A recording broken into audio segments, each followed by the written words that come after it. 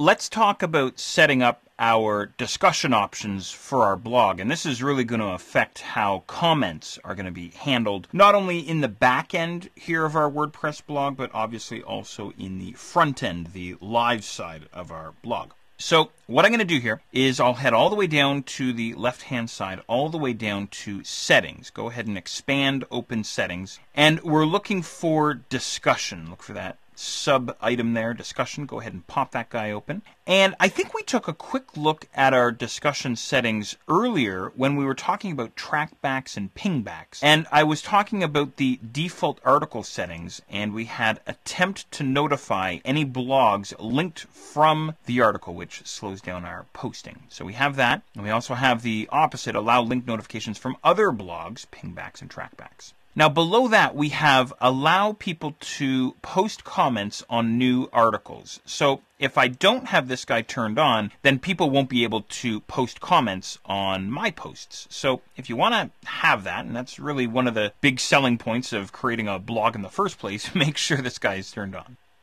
Okay, let's scroll down here and take a look at some other options. We have other comment settings. Comment author must fill out their name and their email address before their comment can be posted. Probably a good idea, so make sure that that guy's turned on. Otherwise, anybody can comment without filling in their name or an email address. The user must be registered and logged in to comment. Well, I could turn that on if I want, and obviously what that means is that before a particular person can post a comment on one of my posts, they have to be registered on my blog, and they also have to be logged in. So perhaps you're creating some kind of a niche online community or something like this, and you want to sort of protect it from spammers and outsiders, that kind of thing. You can certainly use that option if you want. Now this next setting I quite like, actually. I can see a lot of potential for this. Automatically close comments on articles older than X number of days, right? So you can automatically disable commenting after a set number of days. Now, you could use that for all kinds of different things. Perhaps you're running a contest on your blog and it ends in 5 days, and you could close the comments after that 5 days so that you're not having people comment on a contest that ran last month or something like this.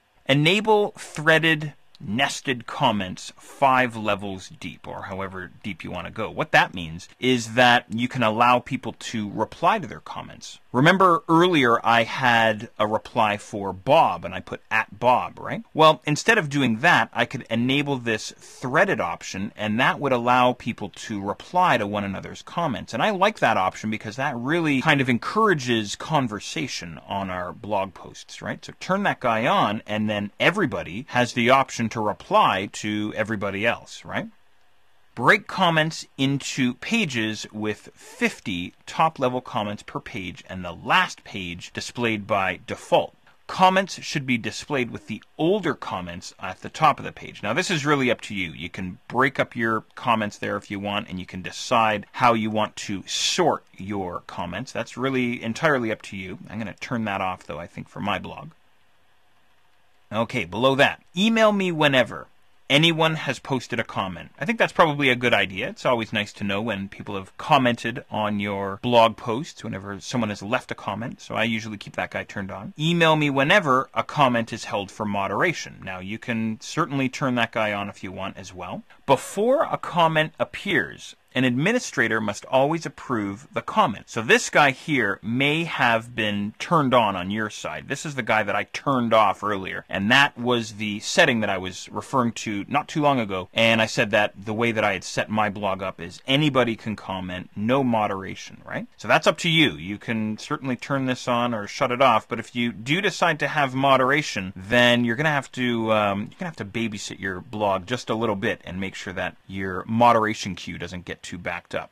A comment author must have a previously approved comment. Well, maybe that's not a bad idea, but you can certainly use that if you want. Okay, I'm going to scroll down a little bit here. Comment moderation. Hold a comment in the queue if it contains 2 or more links. That's usually what the spammers are doing. A common characteristic of comment spam is a large number of hyperlinks inside the comment. Now, this next list, I think, is really awesome. When a comment contains any of these words in its content, name, URL, email, or the IP address, it will be held in the moderation queue. 1 word or IP per line it will match inside words. So press will match for WordPress. So maybe if someone uses the word spam, for example, or maybe if someone uses the word torrent or download, something like this, well, maybe I want to check that out before I actually allow it to appear on my blog. Completely up to you, completely optional. You don't have to use it. But this next option here I love, comment blacklist. When a comment contains any of these words in its content, name, URL, email, or IP, it will be marked as spam, one word or IP per line. So, in other words, if you put Viagra into your comment, it's going to automatically be marked as spam.